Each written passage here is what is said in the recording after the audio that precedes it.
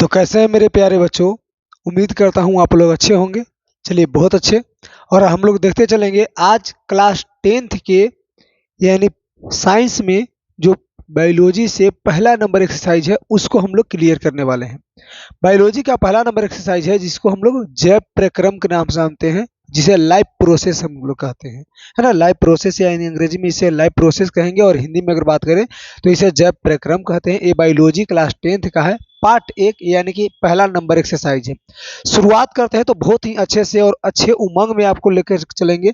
और हमें पता है और आप सबको ये होना चाहिए कि सबको पता है कि बायोलॉजी सबका सबसे फेवरेट सब्जेक्ट होता है।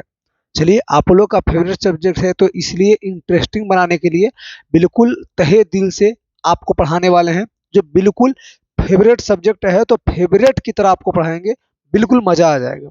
शुरुआत करते हैं तो शुरुआत में हम लोग देखेंगे कि जैव प्रक्रम जो है यानी जैव प्रक्रम जो हम लोग जानते हैं इसे आखिर कहते किसे हैं। जैव मतलब सजीव होता है, प्रक्रम मतलब रहने सहने या किसी को जीवन गुजारने वाली जो जिंदगी होती है उसे हम लोग बोलते हैं। यानी कि कोई वैसे भोज्य पदार्थ है या जो हम लोग खाते हैं, न्यूट्रिएंट भोजन खाते हैं और हमारे शरीर को रक्षा करती है, उसी को हम लोग कहते हैं जैव प्रक्रम। अगर शुरुआत करें जैव प्रक्रम के बारे में तो ये हम लोग जानेंगे कि जैव प्रक्रम आखिर होता क्या है। तो जैव प्रक्रम लाइफ प्रोसेस जिसको हम लोग कहते हैं, तो शरीर की वे सभी क्रियाएं, शरीर की में जितने काम क्रिया होती है, काम होती है, कार्य होता है, वह शरीर को टूटने फूटने से हमें बचाती है। टूटने फूटने से क्या करती है? बचाती है। शरीर की वे सभी क्रियाएं जो हमारे शरीर को टूटने फूटने से क्या करती है? बचाती है। और टूटने फूटने से बचाती है और इन्हीं सम्मिलित रूप को, टूटने फूटने से बचाने वाले सभी रूपे को हम लोग बोलते हैं अनुरक्षण।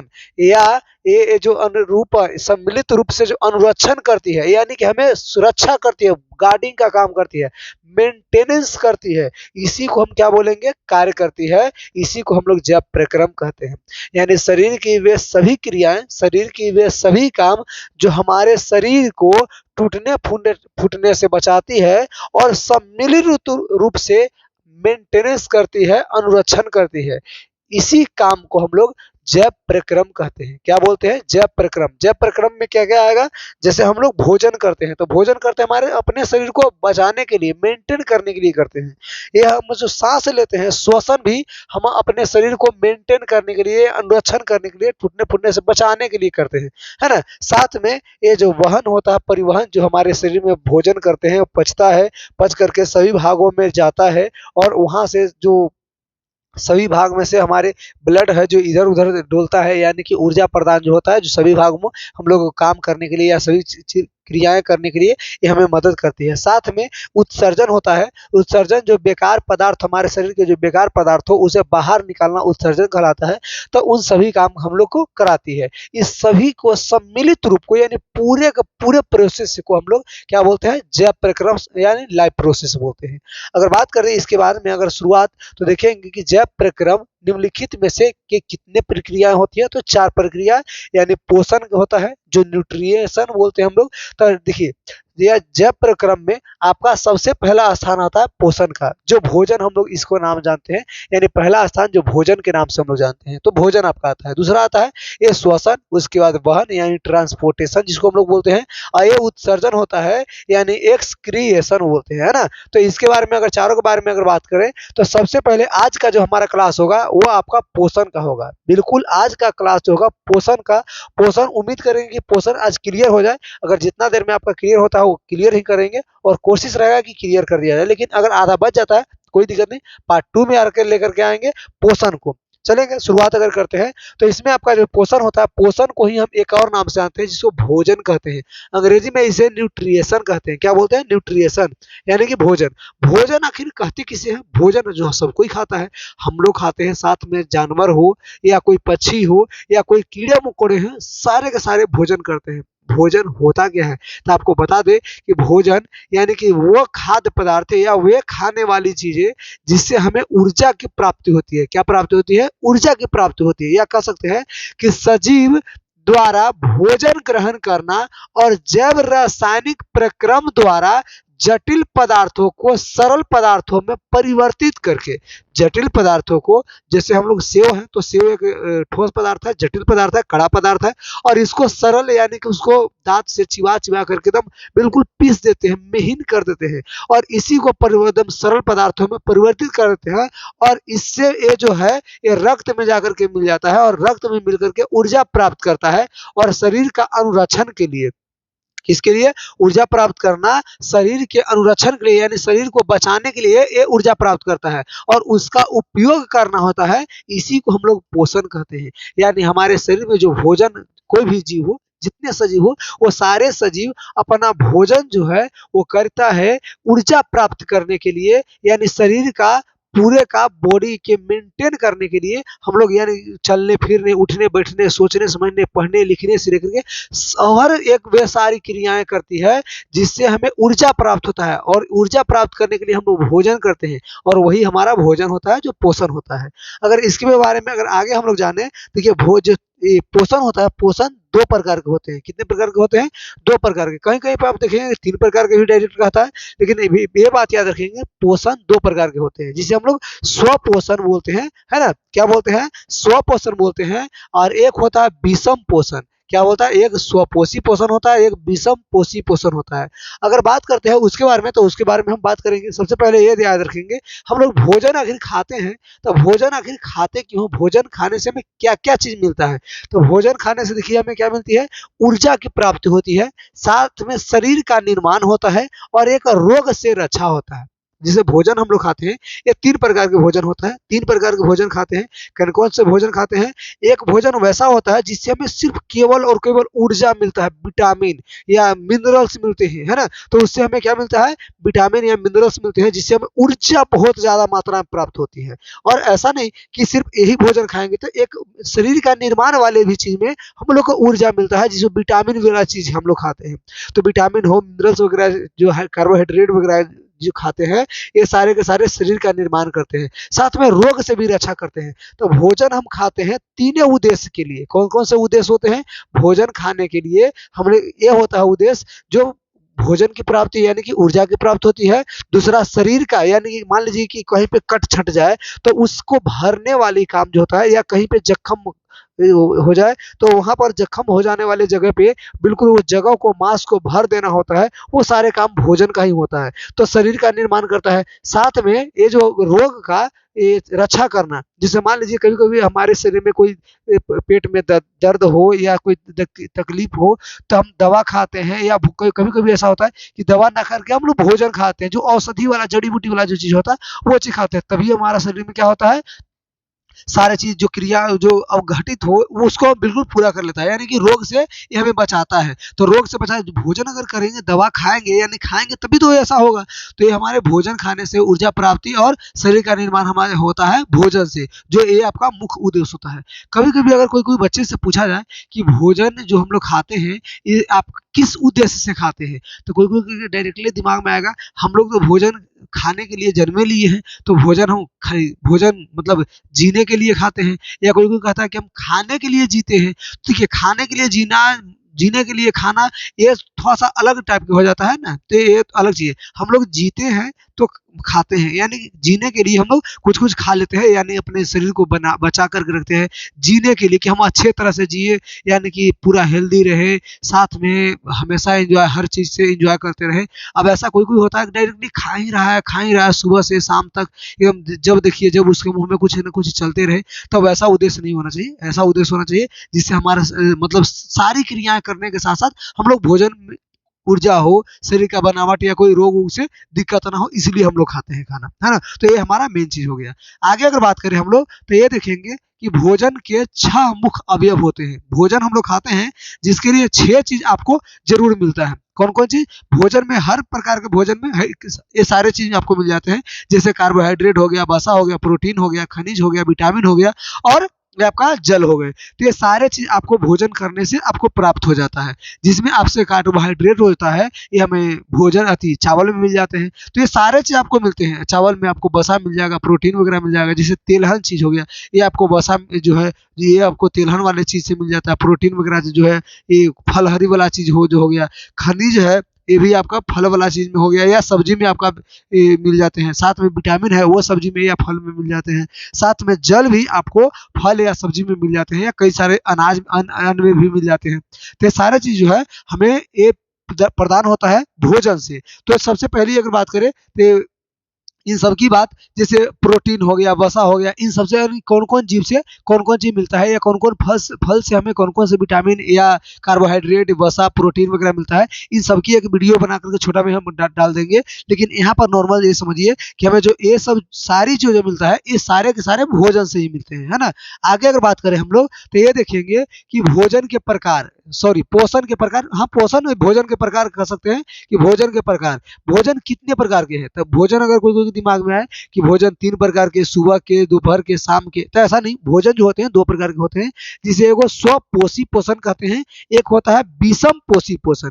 स्वपोषी पोषण किसको कहेंगे, तो देखिए वैसे पोषण जिससे जीव अपना भोजन के लिए किसी दूसरे जीव पर निर्भर ही न रहे, यानी वैसा पोषण जिसमें जीव अपने भोजन के लिए खुद पे आश्रित रहता है, खुद वो बनाता है ना। तो उसे हम लोग क्या बोलते हैं, स्वपोषी पोषण बोलते हैं। और ये केवल हरे पेड़ पौधों में ये ऐसा गुण पाया जाता है। बात करते हैं, देखिए पोषण का वह तरीका, पोषण देखिए पोषण का वह तरीका जिसमें जीव अपने आसपास के वातावरण में उपस्थित, जीव जो है अपने आसपास में जो वातावरण में उपस्थित चीज है, उन सभी सरल अजैव पदार्थों जैसे CO2 यानी कार्बन डाइऑक्साइड, पानी, जल, सूर्य के प्रकाश से अपना भोजन का क्या करता है, स्वयं बनाता है। इन सभी चीज से जब भी आप देखेंगे कि पेड़ पौधे जो होते हैं वो हमेशा CO2 जिसको हम लोग कार्बन डाइऑक्साइड बोलते हैं, तो CO2 और जड़ के द्वारा जमीन से क्या लेता है, जल लेता है इनसे। और साथ में आपको बता दे कि ये प्रकाश लेता है, सूर्य का प्रकाश लेता है, क्या लेता है, सूर्य का प्रकाश जो है, तो सूर्य का प्रकाश जो है ये लेता है। और पेड़ पौधों के पत्ती में क्लोरोफिल नाम का एक वर्णक होता है, तो बिल्कुल याद रखिए क्लोरोफिल, है ना। क्लोरोफिल नाम का जो वर्णक होता है ये लेता है और ले करके क्या बनाता है, ये अथी बनाता है, सॉरी ये सबको मिला करके ये अपना भोजन बनाता है, जिसको हम लोग C6H12 और O6 के नाम से हम लोग जानते हैं। यानी कि ये आपका होता है, साथ में आपका जल का निर्माण करता है और ऑक्सीजन गैस का निर्माण करता है, जो आपको ऊपर लेकर चला जाता है, यानी वायुमंडल में छोड़ाता है बाष्प बना करके। तो आपको अगर बताते चले तो यहाँ पर हम लोग ये देखेंगे कि पेड़ पौधे जो होते हैं अपना भोजन के लिए वायुमंडल से, हमारे आसपास के वातावरण से कार्बन डाइऑक्साइड गैस लेता है। कौन गैस लेता है, कार्बन डाइऑक्साइड गैस लेता है। साथ में जल जो है जड़ के द्वारा प्राप्त होता है, और सूर्य के प्रकाश से आपका सूर्य का प्रकाश यानी सनलाइट लेता है। साथ में क्लोरोफिल नाम का वर्णक जो है पेड़ के पत्ती में मौजूद होता है, और वहीं से लेकर के ये क्या बनाता है, ये ग्लूकोज बनाता है। क्या बनाता है, ग्लूकोज बनाता है। और ग्लूकोज जो है इसका भोजन होता है, जिसको हम लोग कार्बोहाइड्रेट के नाम से कह सकते हैं कि कार्बोहाइड्रेट के रूप में ग्लूकोज लेता है और जल का निर्माण करता है। जल जो है वायुमंडल में छोड़ देता है वाष्प के रूप में, और ऑक्सीजन गैस को छोड़ देता है। तो यहाँ तक कि हमारा भोजन बनने की पूरी प्रक्रिया जो होता है हरे पेड़ पौधे में बनता है, और इसी पूरी प्रक्रिया को हम लोग प्रकाश संश्लेषण की क्रिया कहते हैं। क्या बोलते हैं, इन सभी जो भोजन बनाने की जो क्रिया होता है पेड़ पौधों में, इन्हीं को हम लोग क्या बोलते हैं, प्रकाश संश्लेषण की क्रिया। तो पेड़ पौधे, हरे पेड़ पौधों में प्रकाश संश्लेषण की क्रिया द्वारा भोजन बनाया जाता है। ये आपका पॉइंट होता है। अब यह जानेंगे प्रकाश संश्लेषण में कौन कौन सी चीज काम करती है। तो प्रकाश संश्लेषण अगर कोई क्वेश्चन पूछ दे कि फोटोसिंथेसिस जिसको हम लोग कहते हैं, तो फोटोसिंथेसिस आखिर क्या है या प्रकाश संश्लेषण क्या है। तो फोटोसिंथेसिस को हम लोग यानी प्रकाश संश्लेषण को ही अंग्रेजी में फोटोसिंथेसिस बोलते हैं। और ये हम लोग बोलते हैं तो ये बिल्कुल याद रखेंगे कि यह वह प्रक्रम है जिसमें स्वपोषी बाहर से लिए गए पदार्थों को ऊर्जा के रूप में संचित रूप यानी कि ऊर्जा संचित रूप में परिवर्तित करता है। यानी ये बिल्कुल याद रखेंगे कि यह जो स्वपोषी पौधे होते हैं या स्वपोषी वैसे जीव होते हैं जो बाहर से आसपास यानी वातावरण से कुछ मटेरियल ले करके और अपने आप में ऊर्जा बनवाने के लिए वो एक तरीका यूज करते हैं, और उसी तरीका से वो क्या करते हैं, भोजन बनाते हैं, यानी अपने आप को प्राप्त करते हैं, यानी कि अपने ऊर्जा के लिए वो भोजन प्राप्त करते हैं। और उसी तरीका को ही हम लोग क्या कहते हैं, प्रकाश संश्लेषण की क्रिया कहते हैं। अब कहते हैं कि इसमें होता कौन कौन, ये पदार्थ कौन कौन होते हैं। तो ये पदार्थ का नाम है कार्बन डाइऑक्साइड, जल और कार्बन डाइऑक्साइड और जल के रूप में ये लिए जाते हैं, यानी कि हमारे वातावरण से, और वातावरण से लेने के बाद में सूर्य के प्रकाश तथा क्लोरोफिल की उपस्थिति में, सूर्य के प्रकाश, सूरज से सूर्य के प्रकाश लेता है वायुमंडल से, है ना, और साथ में ये उसके अथी में पत्ती में मौजूद होते हैं क्या, क्लोरोफिल मौजूद होता है। क्लोरोफिल की उपस्थिति में एक कार्बोहाइड्रेट यानी ग्लूकोज का निर्माण करता है, कार्बोहाइड्रेट के रूप में परिवर्तित कर दिए जाते हैं, यानी ग्लूकोज के रूप में परिवर्तित किया जाता है, बदल देते हैं, और उसे जो ऊर्जा प्राप्त करता है, वह प्रक्रिया जिससे ऊर्जा प्राप्त होता है, और वह जो प्रक्रिया होता है, उसी प्रक्रिया को हम लोग प्रकाश संश्लेषण कहते हैं, या प्रकाश संश्लेषण कहलाता है, फोटोसिंथेसिस कहलाता है ना। या नॉर्मल तरह से आप बहुत अच्छे से एग्जांपल में दे सकते हैं, या आप परिभाषा इसको दे सकते हैं फोटोसिंथेसिस का, यानी प्रकाश संश्लेषण का क्या परिभाषा दे सकते हैं कि वह तरीका है ना, भोजन बनाने का वह तरीका जिसमें हरे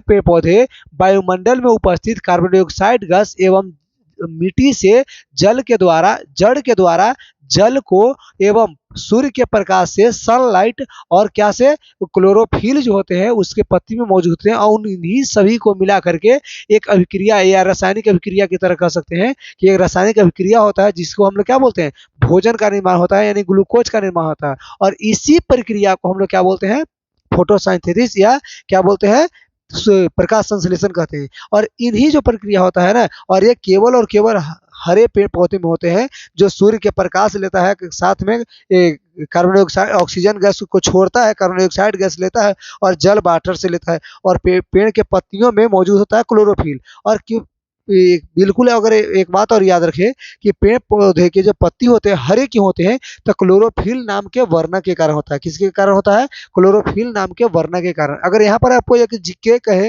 या आप ऑब्जेक्टिव क्वेश्चन कहें तो ये भी कह सकते हैं कि पेड़ के पत्ती में, हरे पेड़ पौधे जितने होते हैं उनके पत्तियों में क्लोरोफिल नाम के वर्ण पाया जाता है। तो इसमें आपको ये भी बता दें कि इसीलिए उसको हम लोग क्या बोलते हैं, रसोई घर कहा जाता है। पेड़ पौधे के रसोई घर किसी बोलते हैं, पत्ती जो होते हैं पत्तियों को क्या बोलते हैं, रसोई घर कहा जाता है। तो ये पॉइंट आप लोग बिल्कुल याद रखेंगे। आगे अगर हम लोग बात करें तो ये प्रकाश संश्लेषण में कौन कौन से आवश्यक कच्ची सामग्री होता है। जैसे हम लोग घर में खाना बनाते हैं, तो जैसे चावल बनाया तो चावल यानी कि भात बनाते हैं, तो उसमें हम लोग चावल और पानी की जरूरत पड़ता है, साथ में आग देना पड़ता है, यानी कि ईंधन की जरूरत पड़ता है, तब जाकर के खाना भात बनता है।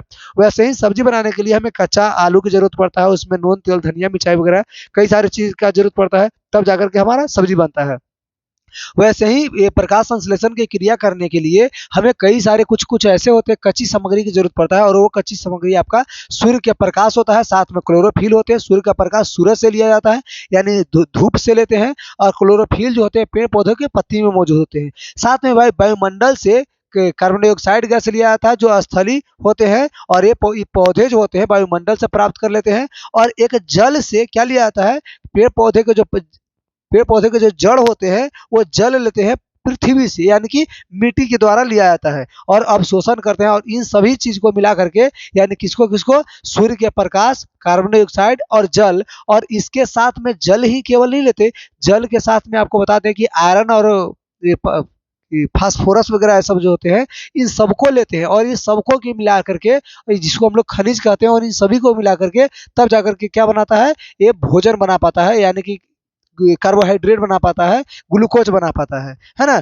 आगे अगर हम लोग बात करें तो ये भी बात याद रखें कि प्रकाश संश्लेषण के प्रक्रिया के चरण होते हैं, जैसे क्लोरोफिल द्वारा सूर्य के प्रकाश का अवशोषित करना। क्लोरोफिले है जो सूर्य के प्रकाश को क्या करता है, अवशोषित करता है। साथ में ये कह सकते हैं कि सूर्य के प्रकाश जो होते हैं उसे रासायनिक ऊर्जा में रूपांतरित करते हैं, यानी कि सूर्य के प्रकाश को रासायनिक ऊर्जा में बदल देते हैं, रूपांतरित करते हैं, यानी बदल देते हैं।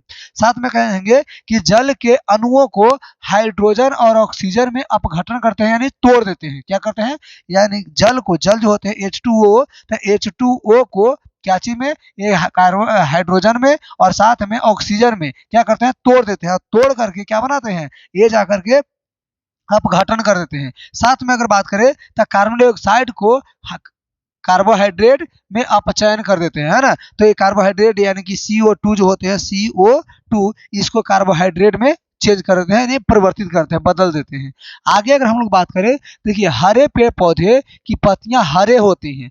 अब ये पत्तियां उनमें से उपस्थित क्लोरोफिल के कारण ही दिखाई देती है। ये आपका क्वेश्चन की तरह होती है, आप डायरेक्टली क्वेश्चन की तरह कर सकते हैं, या क्वेश्चन का आंसर कोई पूछे कि पेड़ पौधे, हरे पेड़ पौधे की पत्तियां जो होती है हरे ही क्यों होते हैं, आप ये बताइए। तो इसके अगर परिभाषा दें तो बिल्कुल अच्छे से देख सकते हैं कि हरे पेड़ पौधे की पत्तियां हरे होती है क्योंकि आप कह सकते हैं कि ये पत्तियों में उपस्थित क्लोरोफिल होते हैं, है ना, जिसके कारण ही ये पत्तियां कहाँ दिखाई देती है, हरे रंग की दिखाई देती है। अगर बात करें इसी में थोड़ा सा आगे बढ़ के, तो देखिए पत्तियां की कोशिकाएं में हरे रंग के बिंदु कोशिकांग होता है, जिसको सेल्स क्या बोलते हैं, ऑर्गेनेल्स बोलते हैं। और ये जो होते हैं इन्हें हम लोग क्लोरोप्लास्ट या हरित लवक कहा जाता है। और इसी क्लोरोप्लास्ट यानी हरित लवक में ही क्लोरोफिल नाम का वर्णक पाए जाते हैं। और हरी पत्तियों में उपस्थित क्लोरोफिल जो होते हैं सूर्य के प्रकाश को से ऊर्जा अवशोषित करता है। हरे पत्तियों में जो उपस्थित होता है क्लोरोफिल, ये सूर्य के प्रकाश से क्या ऊर्जा को अवशोषित करने में मदद करता है और रासायनिक ऊर्जा में क्या करता है, परिवर्तित करता है, बदल देता है।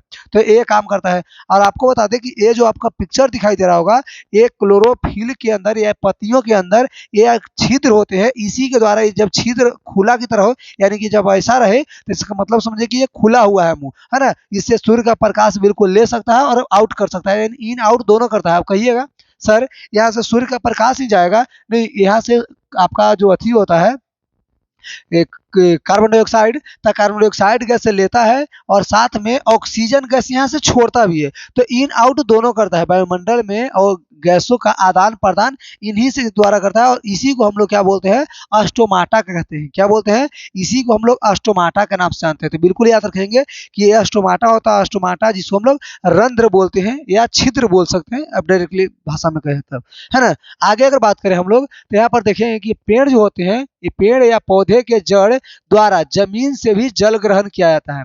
पेड़ और पौधों के द्वारा, पेड़ और पौधे जो है वो जड़ के द्वारा, जड़ से क्या, जमीन से जल को ग्रहण करते हैं या पानी ग्रहण करते हैं, जिसको क्लोरोफिल द्वारा सूर्य के प्रकाश को प्राप्त किया जाता है। और इन्हीं सभी से ऊर्जा जो मिलते हैं जो कार्बोहाइड्रेट बनाता है, जल को कार्बोहाइड्रेट और ऑक्सीजन के अणुओं में विखंडित करते हैं यानी तोड़ देते हैं। तो C6H12O6 जो है आपका जो अणु बनता है कार्बोहाइड्रेट का, जो ग्लूकोज बनता है, ग्लूकोज में तोड़ता है, साथ में जल और ऑक्सीजन में भी तोड़ देता है ना।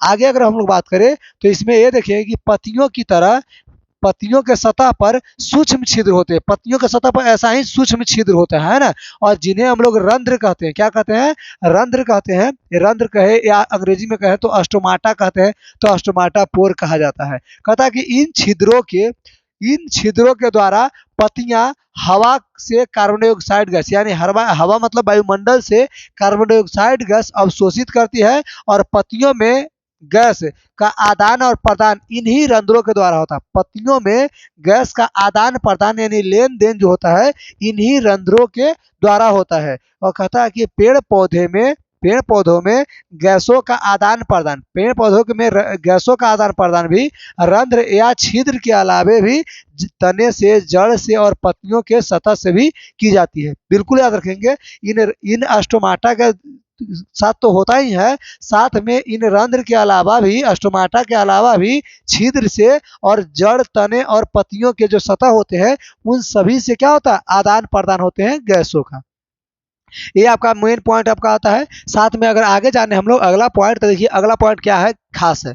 कहता है कि पत्तियों द्वारा प्राप्त कार्बन डाइऑक्साइड, पत्ती जो है कार्बन डाइऑक्साइड गैस को जब प्राप्त करता है तो जल से प्राप्त ऑक्सीजन तथा हाइड्रोजन गैस के अणुओं में क्या करता है, प्रतिक्रिया करके और ग्लूकोज बनाता है। याद रखिएगा, जब पत्ती है यानी कि पत्ता जो होता है वो कार्बन डाइऑक्साइड गैस CO2 को प्राप्त करता है और जल से प्राप्त होता है क्या चीज, जल यानी H2O को प्राप्त करता है। साथ में सूर्य का प्रकाश ये सब होता है। तो बिल्कुल याद रखेंगे सूर्य का प्रकाश और साथ में याद रखेंगे हरित लवक, या कह सकते हैं हरित लवक के साथ साथ ये आप क्लोरोफिल कह सकते हैं, तो है ना,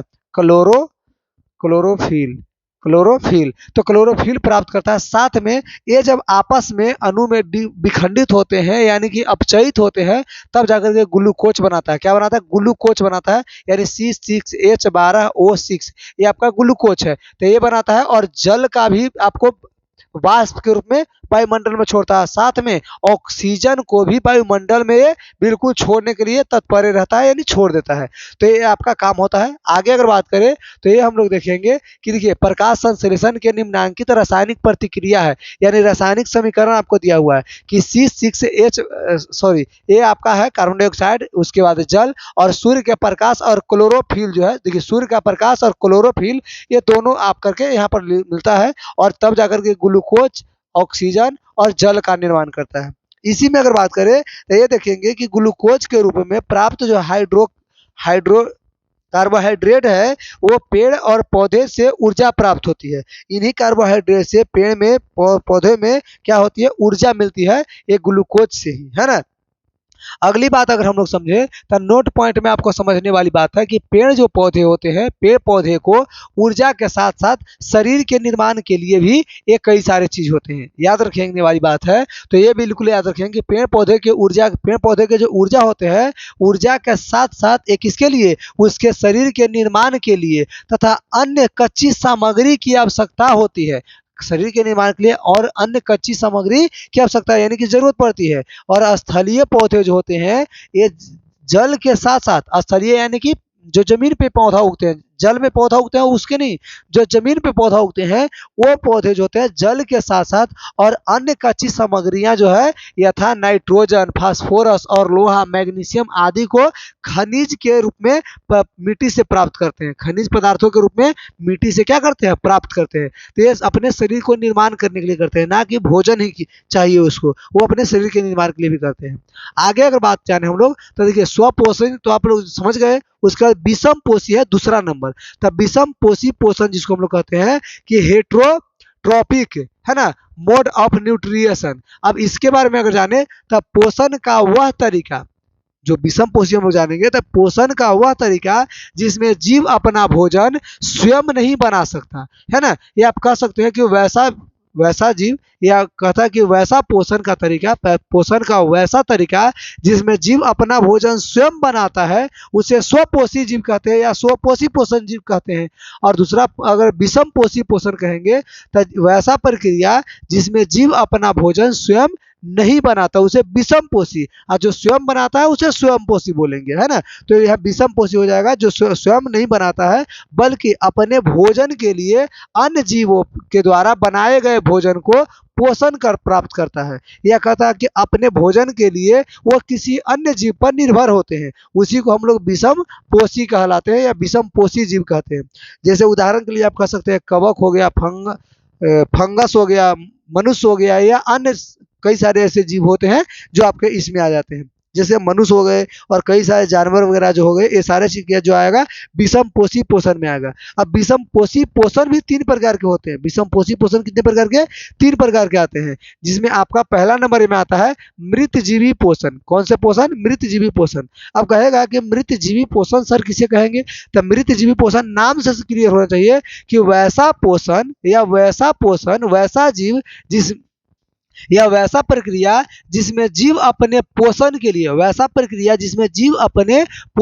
लिए क्या मरे हुए या सड़े गले जीवो जंतु से, मरे हुए या सड़े हुए जीव जंतुओं से या कोई खाद्य सामग्रियों से जो भोजन प्राप्त करते हैं उसी को हम लोग क्या बोलेंगे, मृतजीवी पोषण बोलेंगे। यानी कि मृतजीवी जो होते हैं अपना भोजन मृत जीवों के शरीर से, मृतजीवी यानी मरे हुए जीवों के शरीर से या सड़े गले कार्बनिक पदार्थों से प्राप्त करते हैं, सड़े गले कार्बनिक पदार्थों से प्राप्त करते हैं, उसी को हम लोग क्या बोलेंगे, मृतजीवी पोषण कहते हैं। जैसे एग्जाम्पल में अगर मान लीजिए फफूंदी हो गया, कवक हो गया, ये सारे के सारे मृतजीवी पोषण में आपका आ जाएंगे। अगर बात करें कि फफूंदी और ये सब जो होते हैं ये कैसे हो जाते हैं, जैसे आप रोटी देखे होंगे, चावल देखिए, पुआ होता है या टिकरी ठेकुआ जिसे हम लोग कहते हैं, या ब्रेड वगैरह में आप अक्सर हाँ देख लीजिएगा, जो ब्रेड आपका जो गीला वाला, सूखा वाला ब्रेड नहीं, आप गीला वाला ब्रेड देखेंगे तो उसमें देखिएगा कि अगर 5-7 दिन उसका एक्सपायरी डेट होता है, 5-7 दिन उसका लाइफ ही होता है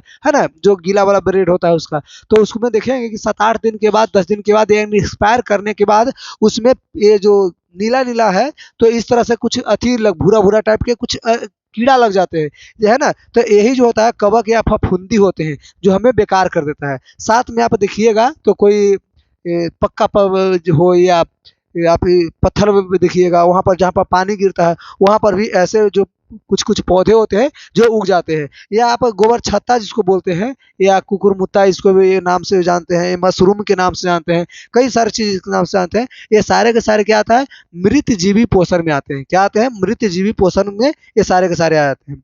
अगर अगली बात करें परजीवी में, तो ये आपका विषम पोषी के दूसरा हो गया, यानी विषम पोषी 3 प्रकार के, जिसमें पहला नंबर में आता है मृत जीवी पोषण, दूसरा नंबर में परजीवी पोषण। अब परजीवी पोषण का होता है जिसको हम लोग कहते हैं पारासाइटिक, है ना, पारासाइटिक न्यूट्रिएशन, जिसमें परजीवी अन्य जीवों के शरीर के अंदर या बाहर रह करके, ये जिसमें शरीर में के अंदर रहता है और शरीर के बाहर भी रहता है, किसी अन्य जीव के शरीर के अंदर या बाहर रह करके वो अपना भोजन प्राप्त करता है ना। बिना मारे हुए, मार करके भोजन नहीं प्राप्त करता, बिना मारे हुए भोजन प्राप्त करता है, उसे हम क्या बोलेंगे, उसी पोषण को हम लोग बोलते हैं परजीवी पोषण। अब इस प्रक्रिया में जानेंगे कि ये 2 प्रकार के होते हैं। परजीवी पोषण जो होते हैं 2 प्रकार के होते हैं, इसमें जीवों की भागीदारी होती है। एक तो होता है पोषी, एक होता है परजीवी। अब देखेंगे कि पोषी और परजीवी में क्या होता है। जैसे आपको अगर एग्जाम्पल समझाएं, जैसे मान लीजिए कि आप देखिए, सुने होंगे कभी या कभी देखे भी होंगे कि अथी के नाम सुने होंगे, दूध के, दही के या पानी के, इन सभी में कीड़ा मकोड़ा होता है। आप ऐसा नहीं कह सकते कीड़ा, लेकिन बैक्टीरिया होते हैं। जैसे हमारे ब्लड हो गए, ब्लड के अंदर भी बैक्टीरिया होते हैं, और ये सारे बैक्टीरिया हमारे शरीर के लाभ पहुंचाने के लिए, ना कि हमें मारने के लिए होते हैं। तो हमारे शरीर को ये लाभ पहुंचाते हैं, इसके वजह से होते हैं। तो ये जो हमारे शरीर में रह रहा है, लेकिन हमें उससे कोई एतराज नहीं। हमारे शरीर के अंदर लाखों करोड़ों आप कह सकते हैं कि कीटाणु बैक्टीरिया है, फिर भी हमें उससे कोई दिक्कत नहीं है। हाँ, लेकिन तबीयत खराब करने वाला सिर्फ नहीं होना चाहिए। तबीयत खराब होने वाला होना होता है तो हम लोग दवा उवा खाते हैं और उसको मारने की कोशिश करते हैं। लेकिन होते हैं सभी प्रकार के जीव, है ना, कुछ कम होते हैं, कुछ ज्यादा होते हैं, लेकिन बैक्टीरिया हमारे अंदर है और हमें कोई नुकसान नहीं पहुंच रहा है, तो हम लोग उससे कोई दिक्कत नहीं है ना। और इसी जो होते हैं जो कोई नुकसान नहीं पहुंचाते, वैसे जीव को ही परजीवी पोषण कहते हैं। क्या बोलते हैं, परजीवी पोषण। अब परजीवी पोषण 2 प्रकार के, 2 भागीदारी में आते हैं, एक होता है पोषी, एक होता है परजीवी। अब पोषी किसको बोलेंगे, तो जिस जीव से खाद्य का अवशोषण परजीवी करते हैं, यानी सिर्फ खाने का अवशोषण करते हैं, उसे हम लोग कहेंगे पोषी। उसे क्या बोलेंगे, पोषी, जिसे पोष रहे हैं। अब हमारे शरीर के अंदर कोई है और उससे हम पोष रहे हैं, ठीक है, वो हमारे अंदर है और हमें उससे कोई लेना देना नहीं है, यानी कि हमारे शरीर से कोई मतलब ही नहीं है, वो कुछ करे ना करे उससे कोई दिक्कत नहीं, तो उसे हम लोग क्या बोलेंगे, पोषी बोलेंगे। अब परजीवी किसको बोलेंगे, जो हमारे शरीर में रह भी रहा है और साथ में खा पी भी रहा है। ऐसा नहीं ये सिर्फ खा पी रहा है तो इसको बोलेंगे पोषी, सिर्फ अपना पोषण कर रहा है, भोजन कर रहा है ना। लेकिन अब परजीवी किसको बोलेंगे, जो हमारे शरीर में रह तो रहा है, साथ में वहां पर वो शरीर में रहने के साथ में खा भी रहा है, तो उसको बोलते हैं। यानी परजीवी जो होते हैं, परजीवी वह जीव है जो पोषियों के शरीर में रह कर ही उनका भोजन और आवास, भोजन मतलब वो खाने पीने, और आवास मतलब रहने ढहने का अवशोषण करता है, दोनों काम करता है। उसी को हम लोग क्या बोले, परजीवी। जैसे मच्छरों में पाया जाने वाला प्लाज्मोडियम परजीवी, मनुष्य के आंत में पाया जाने वाला कहता कि फीता कृमि और गोल कृमि, जूं, पौधों में अमरबेल, ये सारे आते हैं। जैसे अमरबेल के आप नाम सुने होंगे, अमरबेल जो आप देख रहे होंगे यहाँ पर अभी वर्तमान में देखेंगे तो सभी जगह बिल्कुल मौजूद है, क्योंकि ये रबी पर ज़्यादा मिलता है। आप वो रबी पर देख सकते हैं, या कोई बड़े बड़े पेड़ होते हैं उस पर आप ऐसा वाला पौधा देख सकते हैं, जिसे अमरबेल या अमर लत्ता के नाम से हम लोग जानते हैं। तो ये अमरबेल जो है, ये ऐसे जीव है जो किसी पौधे पर जब चल जाए तो उस पौधे को बिल्कुल चूस जाता है, उस पे खाता तो है ही, साथ में उसी पे टिक जाता है, रहने लगता है। वो जितना भोजन बनाता है सारा का सारा वो चूस जाता है, और इसका पत्ता उता नहीं होता, जिसकी वजह से वो खाना नहीं बना पाता है। पत्ता होता ही नहीं है, सिर्फ इसका लत्ता होता है, यानी कि इसका सिर्फ शरीर होता है। आगे अगर बात करें तो जू, यानी कि हमारे जो बालों में जो ढील होती हैं, जो जुए होते हैं, ये भी हमारे शरीर का वही हाल है, यानी परजीवी होते हैं, जो हमारे माथा में, हमारे शरीर के अंदर रहता भी है और यहाँ पर इसका भोजन प्राप्त करता है, भोजन भी करता है। देखेंगे जिसके शरीर में जुएं होंगी तो वो अगर खाना नहीं मिल रहा होता तो हमारे जो बाल होते हैं, शरीर होता है, शरीर में ही खोद खोद के खाने लगता है, जिससे हम लोग लगता है कि नहीं ढील काट रहा है, तो बिल्कुल हम लोग नोचना शुरू करते हैं, जिसकी वजह से कुछ देर के लिए वो शांत हो जाता है, नहीं काटता है। तो ये हमारे शरीर में रहता भी है और खाता भी है। तो ये हमारे जुएं हो गए। साथ में कभी कभी देखिएगा हमारे शरीर के अंदर कुछ जीव होते हैं, जिसे जोंक कह सकते हैं। जैसे आप कोई भी जानवर के देखिए, जोंक का दवा दिया जाता है, या कीड़ा मकोड़ा का दवा दिया जाता है। अभी अब सरकारी जो चला है, तो सरकारी नियम के तहत आपको देखे होंगे सब दिना चलते रहता है कि क्या दिया जाता है, यानी कि जोंक का या कीटाणुओं का, कीड़ा मकोड़ा का दवा दिया जाता है, जिससे कीटा हमारे शरीर के अंदर जो नुकसानदायक या बेकार कीड़ा मकोड़ा है वो सारे के सारे मर जाते हैं। तो ये सारे के सारे आते हैं परजीवी में, जो है हमारे शरीर में रहता भी है और साथ में क्या करता है, भोजन भी करता है, खाता पीता भी है। तो ये आपका आता है। आगे अगर बात करें तो ये आपका सबसे लास्ट आता है क्या चीज का, यानी विषम पोषी का। विषम पोषी का पहला जो बताए वो बिल्कुल याद रखिएगा। पहला नंबर मृतजीवी, दूसरा नंबर क्या बोले, दूसरा नंबर बोले परजीवी, है ना।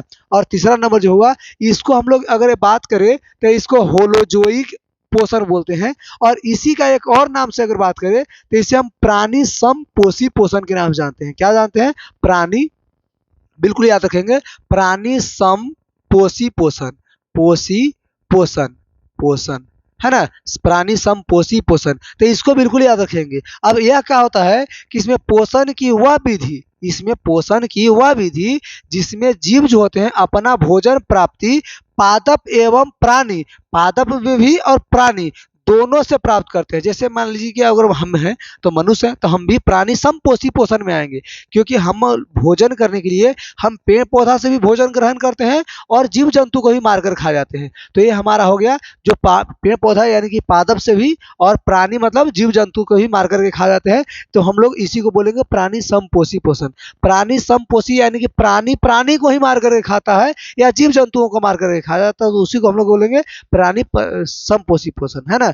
तो इसके अंतर्गत जैसे जैव पदार्थों के अंतर्गत आने वाला जो होता है एवं पाचन द्वारा की जाती है, अर्थात वह भोजन को लेता है, पचाता भी है और फिर बाहर निकाल देता है। यानी कि भोजन को लेता है, पचा लेता है और फिर बाहर निकाल देता है। तो इसी को हम लोग क्या बोलेंगे, इसी को हम लोग होलोजोइक पोषण बोलेंगे या प्राणी समपोषी पोषण कहते हैं। जैसे में मनुष्य आ जाता है, अमीबा आ जाएगा, एवं सभी जानवर जितने जीव जंतु होते हैं वो सारे के सारे हो जाते हैं। अब अमीबा के बारे में अगर जाने या मनुष्य के बारे में, तो मनुष्य के बारे में तो हम लोग खुद जानते हैं क्योंकि हम लोग खुद है। और अमीबा की बात करें तो अमीबा एक कोशिकीय जीव है, और ये जो भोजन जो है एक कुटपाद की सहायता से भोजन करते हैं। साथ में इसमें एक कोशिकीय है जिसे हम लोग नंगी आंखों से नहीं देख सकते, इसका आकृति अनिश्चित होते हैं। तो कई सारे इसमें कुछ होते हैं जिसके बारे में हम अभी बात करेंगे। अब बात करते हैं अमीबा के बारे में। तो इसके बारे में ही अगर बात करें तो इसमें ये देखेंगे कि अमीबा एक कोशिकीय प्राणी समपोषी जीव है। बिल्कुल जो अभी बताए हम लोग प्राणी समपोषी जीव, तो प्राणी समपोषी जीव जिसको अंग्रेजी में हम लोग होलोजोइक पोषण बोलते हैं, ये अंग्रेजी नाम है जिसको हिंदी में यहाँ पर दिखाया गया। और हिंदी में अगर कहे तो प्राणी समपोषी पोषण है। अगर इसकी बात करें तो यह एक कोशिकीय प्राणी समपोषी पोषी जीव है, जिसमें आप कह सकते हैं कि जो प्रोटोजोआ के संघ का सदस्य, यानी प्रोटोजोआ जिस सदस्य के है उसी सदस्य का ये भी है। कहता है कि अमीबा का अनिश्चित आकार होती है, यानी कि इसका निश्चित कोई आकार नहीं होता कि दुगो हाथ, दुगो गोड़, दुगो पैर, ऐसा कुछ नहीं होता है। जैसे इसको कहिए, जैसे इसको चापिए चापिए तो चप्पल रह जाएगा, इसको छोड़िए तो फूल के गुब्बारा, ऐसा यानी अपने आकार हमेशा चेंज करते रहता है। तो इस अनिश्चित आकार का है ये प्राणी है, जो नदियों में, तालाबों में और झीलों में पाया जाता है। नदी में, तालाब में और झील में आप देखेंगे ऐसे ही काई लगा हुआ है या किसी बेकार चीज की तरह आपको दिखाई देता है, यानी कि आप मिल जाता है। अगर इसकी बात करें तो देखिए ये ऐसा ही होते हैं। और इसकी अगर खाने की बात करें, देखिए खाने की बात इसी प्रकार की अगर समझाएं तो ये देखेंगे अमीबा में पोषण, जो अमीबा भोजन कैसे करता है, तो अमीबा जो है एक कोशिकीय जो है, और साथ में कोशिकीय सतह पर ये उंगली जैसे अस्थायी संरचना होते हैं, जिसे हम लोग कूटपाद कहते हैं। इसी को क्या कहते हैं, कूटपाद कहते हैं।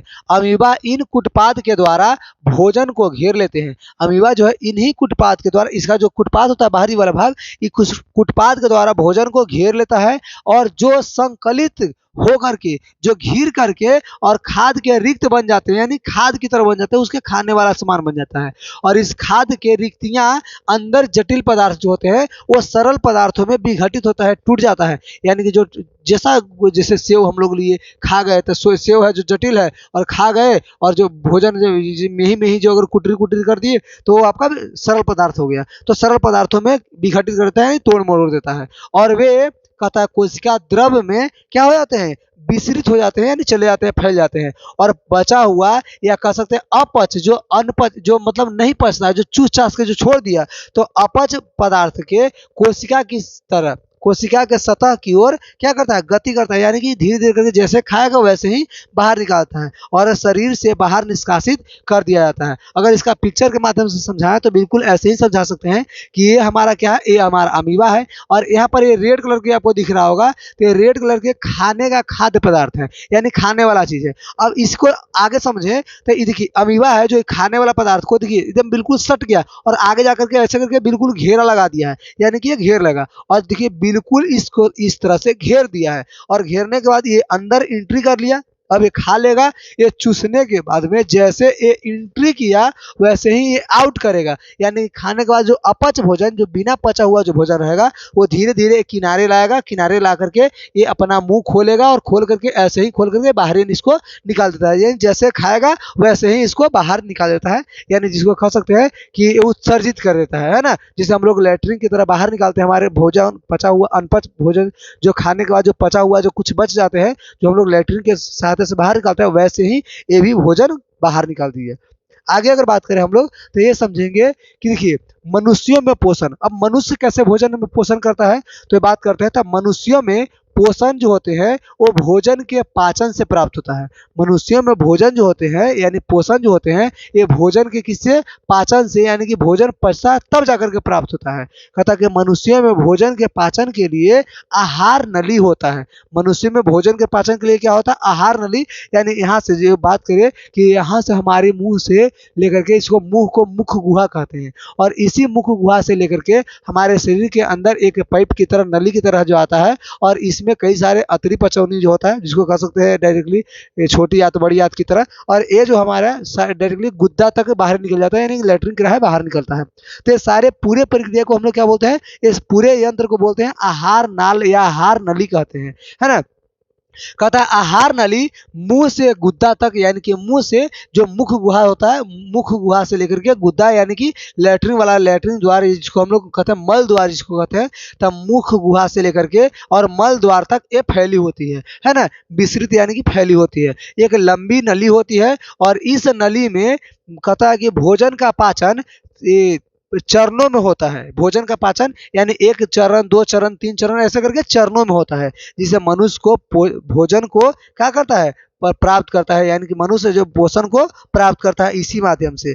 आगे अगर बात करें तो ये बिल्कुल याद रखेंगे कि इसके आहार नाल की लंबाई लगभग 10 मीटर के आसपास में होता है, यानी कि कह सकते हैं कि लगभग 8 से 10 मीटर आसपास में होता है, यानी कि 8 से 10 मीटर होता है। तो बिल्कुल याद रखें कि 10 मीटर इसकी लंबाई होती है आहार नाल की। अगर फीट पर बात करें तो फीट इसका 32 फीट के आसपास में इसका वो लंबाई होती है। तो ये बिल्कुल याद रखेंगे कि पोषण के विभिन्न चरण क्या होता है। तो देखिए सबसे पहले भोजन को अंतःग्रहण, मतलब मुंह में भोजन को लेना, यानी भोजन को क्या में ले लेगा, मुंह में ले लेता है। साथ में एक पाचन होता है, पाचन किसको कहेंगे, तब भोजन का पाचन करना भोजन का पाचन होता है। और एक होता है अवशोषण। अब अवशोषण किसे कहेंगे, तब पचे हुए भोजन का आवश्यक पोषण तत्वों में रूपांतरण करना या उनका अवशोषण जो होता है तो वो करना, क्या बोलेंगे, अवशोषण। जिसे मुंह में भोजन को लिए तो इसके कहेंगे अंतःग्रहण करना। अब यहाँ पर भोजन पचा तो इसको पाचन कहेंगे, और जो अनपच या पच करके बचा हुआ जो चीज होता है उसे शरीर से बाहर निकालना जो होता है उसी को क्या बोलेंगे हम लोग, अवशोषण कहेंगे, है ना। अवशोषित करके यानी भोजन में से हमारे जो खाद्य पदार्थों में से सारे न्यूट्रिएंट या कह सकते हैं कि सारे जो विटामिन वगैरह जो होते हैं उसे अवशोषित करना ही अवशोषण कहलाता है। आगे अगर बात करें तो देखिए स्वांगीकरण। स्वांगीकरण अब वही क्षेपण क्या होता है, तो ये स्वांगीकरण उसको कह सकते हैं कि देखिए कहता है कि अवशोषण से प्राप्त आवश्यक तत्वों का कोशिका तक पहुंचाना उनका क्या कहता है, उनका कोशिकीय श्वसन के लिए उपभोग होता है।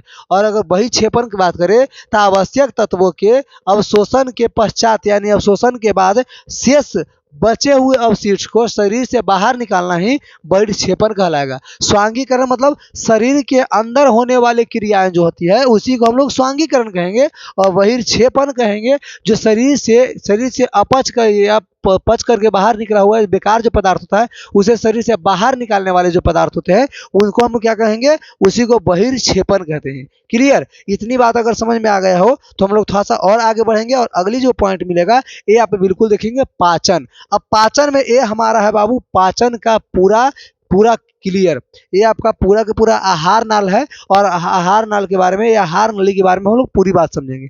अब इसमें क्या होता है कि पाचन एक भौतिक रासायनिक प्रक्रिया है, एक भौतिक और रासायनिक प्रक्रिया है।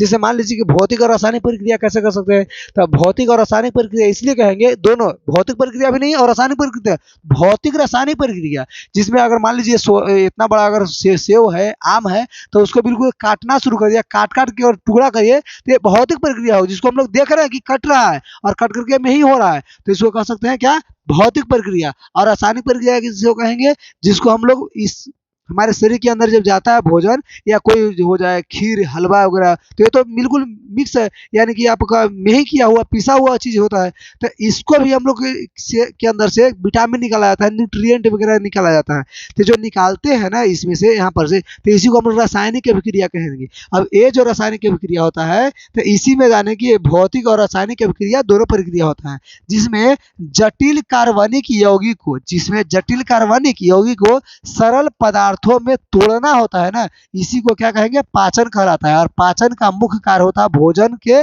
से ऊर्जा प्राप्त करना। पाचन का मुख्य मेन काम क्या होता है, भोजन से ऊर्जा प्राप्त करना, यानी कि जैसे आता है इसके अंदर तो इससे जो ऊर्जा होता है, ऊर्जा को निकाल, भोजन में से ऊर्जा को निकाल देना होता है, यही मेन रूप से आपका पाचन होता है। क्लियर, चलिए आगे अगर हम लोग बात करें तो यहाँ पर यह समझेंगे कि भोजन में उपस्थित जल, भोजन में जो होते हैं उपस्थित क्या होते हैं, जल होते हैं। ऐसा नहीं कि भोजन में केवल भोजन होता है, भोजन में उपस्थित जल होते हैं, साथ में ये विटामिन होते हैं, खनिज का पाचन नहीं होता है। भोजन में कहता है कि जल के, विटामिन का और खनिज का पाचन बिल्कुल नहीं होता। ये बिल्कुल याद रखेंगे कि भोजन में जल, विटामिन और खनिज का पाचन नहीं होता है, क्योंकि ये जो होते हैं पहले से छोटे छोटे टुकड़े में बटे हुए। अब जल है, शराब हो गया या कोई चीज, आप दूध वगैरह देखिए, इसका पाचन क्यों नहीं होता, क्योंकि ये पहले से छोटे छोटे टुकड़े में बटे हुए होते हैं, इसलिए इसका पाचन नहीं होता। भोजन में उपस्थित जो कार्बोहाइड्रेट होता है, वसा, प्रोटीन, इन सब का पाचन होता है। इन सब का, जैसे कार्बोहाइड्रेट हो गया, वसा हो गया, प्रोटीन हो गया, इन सब का पाचन कर सकते हैं, लेकिन इसका भोजन में जल हो, शराब हो, दूध हो, इन सभी का पाचन नहीं होता है। क्लियर, चलिए यहाँ तक आप लोग समझ गए। अब ये हमारा जो है ये पाचन तंत्र में ये कुछ जाने कि आहार नाल और पाचन तंत्र में दोनों में कुछ अंतर चीज है, तो ये थोड़ा सा जानेंगे, ये कुछ कुछ मेन पॉइंट है, तो यहाँ तक आज हम लोग देखेंगे और उसके बाद आपका जो काम होगा ये आपका फाइनल यानी क्लियर हो जाएगा। अब यहाँ पर क्या कहता है पाचन तंत्र में, जो देखिए पाचन तंत्र में यानी कि आहार नाल, और यहाँ इधर क्या है, इधर पाचन ग्रंथि है। अब आहार नाल क्या है, तो यह एक मुख गुहा से प्रारंभ होकर, यानी कि मुख गुहा मुंह से प्रारंभ होकर के और कहाँ तक, एक गुद्दा तक, यानी कि मल द्वार तक जाने वाला जो नली होती है उसी को हम लोग आहार नाल कहते हैं। और इसमें पाचन के समय में, पाचन जब भोजन पचने लगता है तो उस समय में भोजन का आहार नाल में ही रहता है, भोजन जो होता है आहार नाल में, जब तक भोजन पूरी तरह से पच न जाता, बाहर न निकल जाता, तब तक ये आहार नाल में ही रहता है। और आहार नाल की लंबाई अगर बात करें तब 32 फीट होती है, 32 फीट यानी कि 10 मीटर के आसपास में आप कह सकते हैं कि 10 मीटर या 32 फीट होती है। और इधर अगर बात करें, देखिए एक ग्रंथियां जो होते हैं भोजन को पचाने वाली एंजाइम का निर्माण करती है, जो भोजन पचता है तो उसमें एंजाइम जो होता है एंजाइम का निर्माण करती है। अगर आहार नाल के भाग कहे, पाचन ग्रंथि दोनों तरफ से अगर कहे, देखिए ये पहली बात कहे तो शुरुआत में आपका मुख गुहा होता है, उसके बाद ग्रास नली होता है। मुख गुहा जो हमारी मुंह है ना, इसी को हम लोग मुख गुहा बोलते हैं, और यहाँ से जो पाइप की तरह आपका गया हुआ रहता है इसी को ग्रास नली बोलते हैं। और यहाँ पर जो हमारा अमाशय होता है जिसे हम लोग पेट कहते हैं, तो ये हमारा अमाशय होता है, अमाशय में भोजन जाता है, उसके बाद छोटी आंत में जाता है, छोटी आंत से क्या जाता है, छोटी आंत को हम लोग शुद्रांत भी बोलते हैं, छोटी आंत में जाता है, छोटी आंत में पूरी तरह से भोजन पच जाता है। और ये आपका जो अंतिम प्रक्रिया होता है जो क्या होता है, बड़ी आंत में, बड़ी आंत से गुद्दा में जाता है, जिसको हम लोग मलाशय बोलते हैं, और मलाशय से मल द्वार के द्वारा बाहर निकल जाती है। यहाँ पर अगर बात करें तब मुख गुहा में लाल ग्रंथि होती है, साथ में ग्रसनली में आपका एक रित, ग्रसनली के पास में आपका एक रित होता है, उसके बाद जठर ग्रंथि, पित्ताशय और अग्नाशय, ये सारी प्रक्रिया आपका इसमें पाचन ग्रंथि में होता है। और ये आपका कंप्लीट होता है आज का सेशन के लिए, यानी कि पार्ट 1 में, और पार्ट 2 के वीडियो हम लोग अगले दिन देखेंगे। और इसके लिए थैंक यू, बाय बाय।